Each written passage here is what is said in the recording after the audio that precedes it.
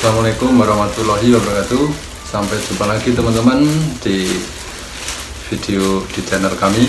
Kali ini saya ada kedatangan tamu bersama kohai saya dulu ya. Ini masih Ken Suse. Dan di video kali ini mau potong sambil kita curhat, tanya-tanya sama kohai saya Ken Suse ya, masih Ken Switch ini udah nyampe sampai saat ini udah 2 tahun ya.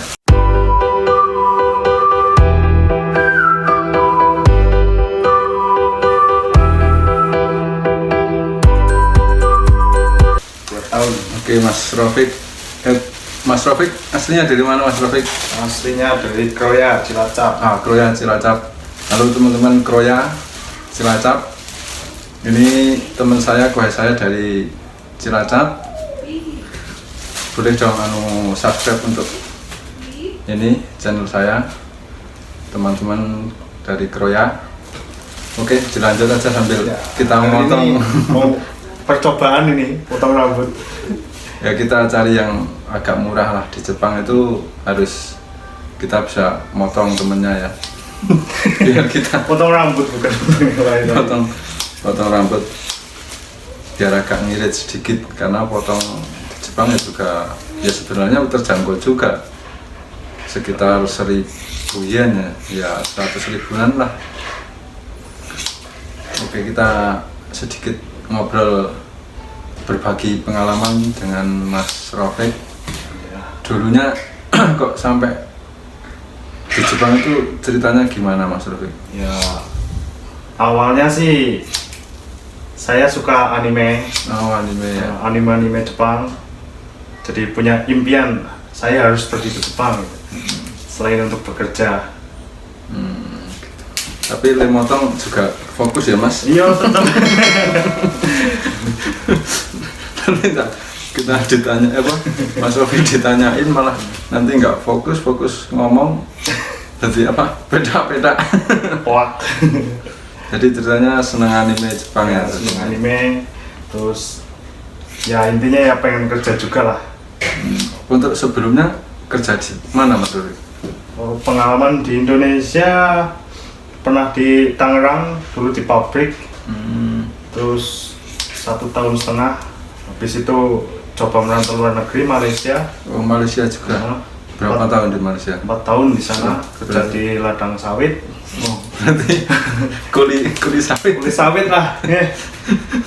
Kelihatan dari badannya lah ya. Oke. Terus caranya mendaftarnya ke Jepang itu gimana dulu dari Cilacap Kroya sana? Kalau saya sendiri itu dari masuk ke LPK di sana, namanya LPK Cikara. Cikara ya. Siapa tahu bosnya nonton ini, Pak Joko. Pak Joko Sensei dari Jogja. Boleh di-like dari Jogja. Iya. Terus yang dari Cilacap itu Bos Sugi Sensei. Jadi Cikara itu ada 2, Cikara Jogja sama Cikara Cilacap. Cabang atau gimana itu? Ya cabang tapi berdiri sendiri. Setelah itu di Cilacap Cikara. Di sana udah dilatih fisik dulu ya sama bahasa. Berapa bulan itu, Mas? Kalau saya 3 bulan. 3 bulan berarti tentang dasar ya, bahasa. Dasar lah ya, kata-kata terus sampai bab berapa itu? Sampai bab 20 pun cuma asal tahu aja itu. Iya. Cuma bisa baca gitu. Setelah itu terus dikirim ke LPK Hiro Solo, Karanganyar ya. Nah, itu tempat aku juga dulu waktu orientasi. Jadi Mensetsu di situ ya? Iya. Alhamdulillah sekali Mensetsu langsung gol di sana. Wah, itu termasuk laki ya, beruntung. Saya sampai 7 kali itu. Itu beruntung. Oke, sampai LPK Hiro Karanganyar. Di situ langsung pendidikan intensif ya? Pendidikan. Itu memakan dari nol, dari Cikara sana ya, sampai berangkatnya berapa bulan kira-kira, Mas Rofi? Sampai berangkat pas 1 tahun. Oh 1 tahun. Mulai sekolah Agustus, berangkat Agustus. Oh gitu. Nah, Agustus ini 2 tahun saya di Jepang. Oh, udah 2 tahun. 2 tahun. Berarti ya rata-rata teman-teman untuk mungkin yang baru mulai dari sekarang ya kita hanya sekedar sedikit bagi pengalaman sekitar prosesnya kurang lebih 1 tahun lah. 1 tahun baru bisa berangkat ya. Iya. Ya kadang mungkin ada yang lebih beruntung kan. Beruntung lebih cepat ya. Ya ada setengah tahun juga ada kan gitu. Ya tahun bisa berangkat pun ada. Ya kita ambil maksimalnya aja kira-kira tuh 1 tahun ya. Di sini di Jepang, oh ya dulu juga pernah saya cerita, ini adalah kue saya yang di Jepangnya bekerja bidang siding ya. Siding, dindingnya orang Jepang ini. Dinding tembok itu saja, jadi bikin rumah ya. Iya. Sudah 2 tahun berarti ini sudah ibarat sudah bisa bekerja sendiri ya maksudnya ya? Sudah dikasih gembel sendiri, kepercayaan sendiri. Wah bagus, jadi selamat enggak sama orang Jepang, jarang sama orang Jepang. Jarang diomelin udah. Kangen diomelin kadang.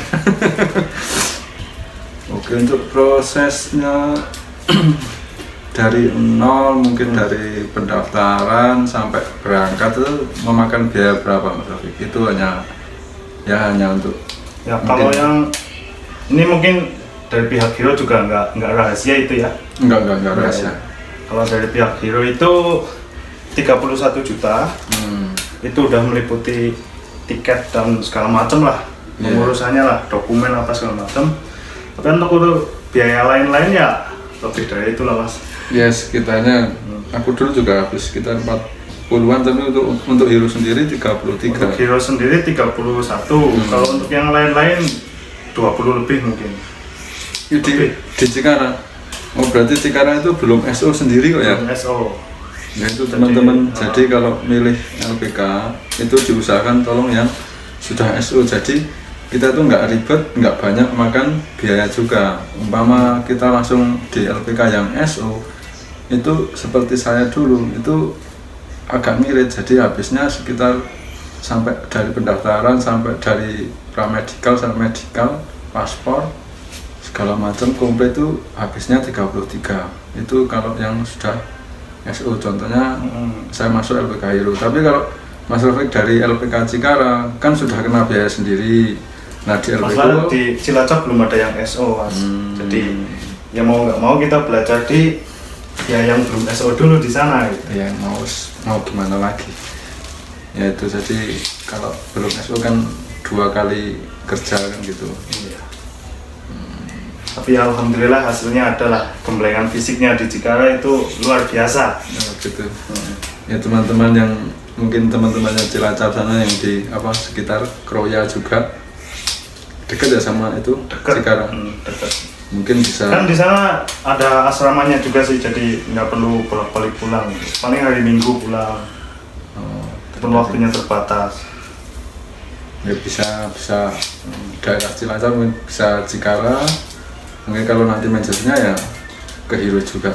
Tapi itu bayar semua Mas Rafiq. Ya. Maksudnya langsung cash gitu di LPK Hero. Ini hanya berbagi pengalaman ya. Kan karena Hero kan programnya kan ada dana talang itu. Iya. Itu pun di Cikarang pun ada dana talang juga dari Cikarang. Kalau mau berangkat itu ada dana talang. Terus untuk biaya dari awal itu udah lupa sih. Jadi dulunya Mas Rafiq sendiri langsung bayar cash atau gimana? Iya bayar cash. Pertama pendidikan 3 bulan itu 3 juta kalau nggak salah. Pendidikan bahasa itu, sama fisik kalau macam. Jadi teman-teman nggak usah khawatir kalau mungkin yang nyuwun sewu mungkin dana itu ya belum ada. Untuk cuman perjuangan lah untuk sini lah. Ya mungkin minatnya kok menggebu-gebu ya. Sekarang itu LPK banyak yang dana talang, jadi jangan khawatir kalau tentang biaya. Ya kita sedikit pun tetap harus punya, walaupun berapa gitu kan tetap punya untuk mungkin namanya modal ya dikit-dikit harus punya. Untuk modal yang pemberangkatan jangan khawatir, itu ada dana talang. Oke, tentang itu, tentang proses ya untuk di Jepangnya sendiri. Ya. Masalah apa itu ya? Banyak kan teman-teman yang tanya tentang gaji ya. Tentang gaji itu mungkin kan penasaran juga. Mas Rofik sendiri ya rata-rata ya untuk yang diterima per bulannya itu selama ini Kalau kira-kira ya tergantung hari masuknya juga kita sih ya, kan harian, jadi ya sebulannya rata-rata ya ada yang 13, 14 gitu, 14 mang. 14 mang ya, 14 mang itu berarti 140.000 yen. 140.000 yen itu. Ya kalau dirupiahkan sih ya kalikan aja 130 ya kan. Mungkin sekitar berapa, 17-an gitu. Itu jadi itu yang kita terima. Kalau kotornya ya kalau kotornya lebih, itu kan udah dipotong segala macam itu, segala macam, gas listrik juga ya. Jadi untuk kotornya terima tiap bulan itu sekitar potongannya berapa itu Mas? Potongan untuk saat ini 6 mang 3.000. 6 mang 3.000 masih menerima terima bersihnya berapa?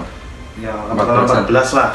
Berarti gaji kotornya itu 21 ya, 21 mang ya. Iya. Itu kalau dirupiahkan memang 25-an gitu loh. Cuman kita bentuk yen itu Karena terima tiap bulan kita dipotong nengking, ya, nengking listrik, tempat tinggal, gas, air juga ya.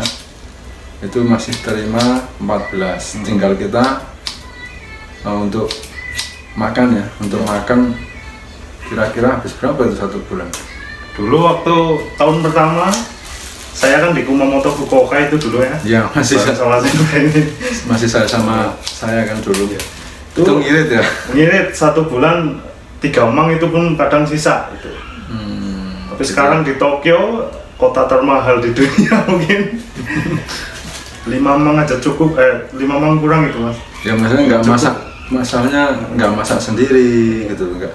Kalau kita kerja jarang bawa bento kan, masalah itu. Jadi teman-teman untuk lebih ngiritnya mungkin 3 mang itu 1 bulan kalau kita masak sendiri. Iya, itu bawa bisa, bento itu bento. bisa. Jadi masih 14 itu sisa 11 lah hal yang yang gampang untuk main ya, itu ya target aja 2 mang, masih sisa 9 mang. Nah itu bisa nabung, itu kirim ke rumah masih berkisar sekitar, kalau dikurskan ya sekitar 11 juta, 12 juta masih bisa nabung. Kita itulah. Jadi itu teman-teman mungkin kalau cuman buat kisi-kisi pengalaman ya soal gaji di Jepang ya, itu sekitar segitu ya, sekitar bisa nabung 10, 11, 12 kalau kekirim di rumah ya di Indonesia berbentuk rupiah itu. Ini ngomong panas banget ini Mas. Iya ini panas ya. Keringetnya kayak gininya, kayak lagi musim panas ini ya.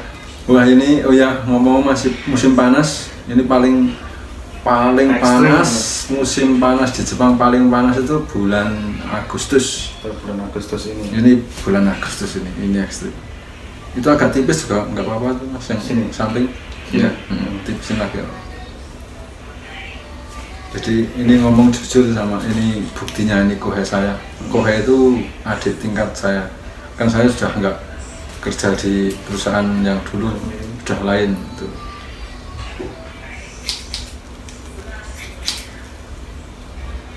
Jadi untuk keluh kesahnya di Jepang gimana Mas Wik? Suka dukanya Mas Wik? Suka dukanya ya. Kalau sukanya sih jelas ya, waktu gajian. Betul. 1 minggu kemudian yaitu dukanya.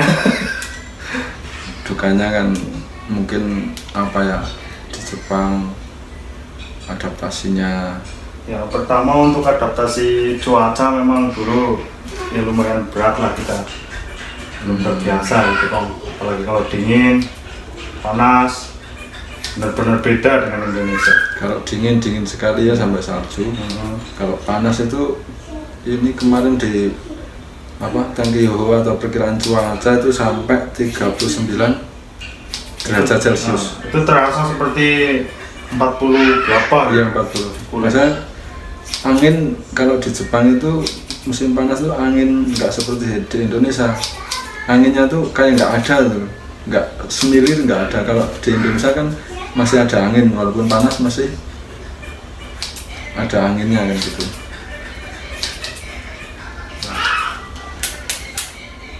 Kalau masalah kerjaan ya mungkin beratnya kalau lagi angkat barang berat di sini orang kerjanya masang dinding itu kan berat stadionnya. Tapi itu kan berkisar semua rata-rata kan beratnya kan berapa kilo? 25-an itu? 25-an. Ya sekitar 25 itu paling berat ngangkat. Ya ada yang lebih berat pun ada, cuma jarang Sih anu lah. Karena di Jepang pun semua serba terkontrol kan. ya. Nggak kayak di Indonesia 40 kilo suruh ngangkat sendiri kan. Jadi satu. Kalau di Jepang itu 25 lah standarnya seperti itu.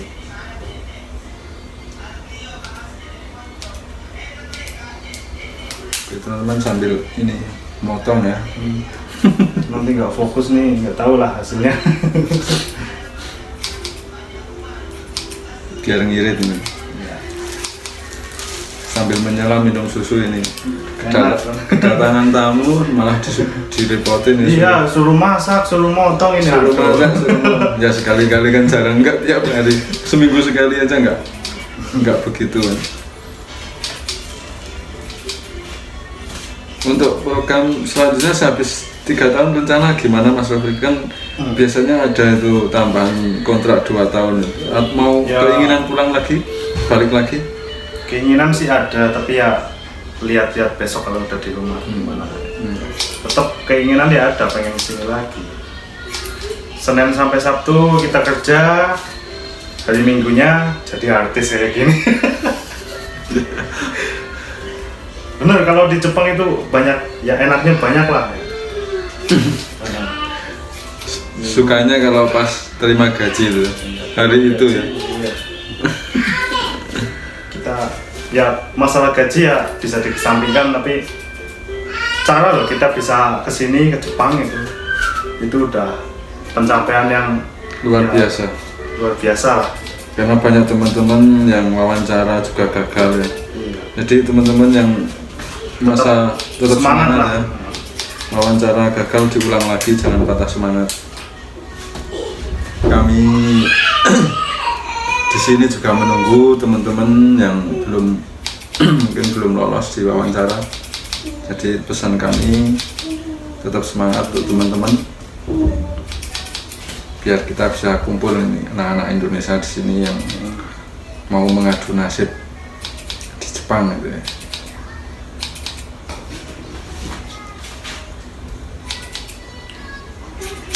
Ini mantap nih jadi tukang cukur ini. Lupa bawa mesinnya ya. Itu yang potong gunting mesin itu. Iya.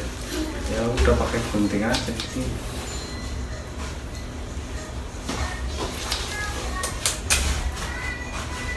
Pendekan nggak Mbak ini Mbak?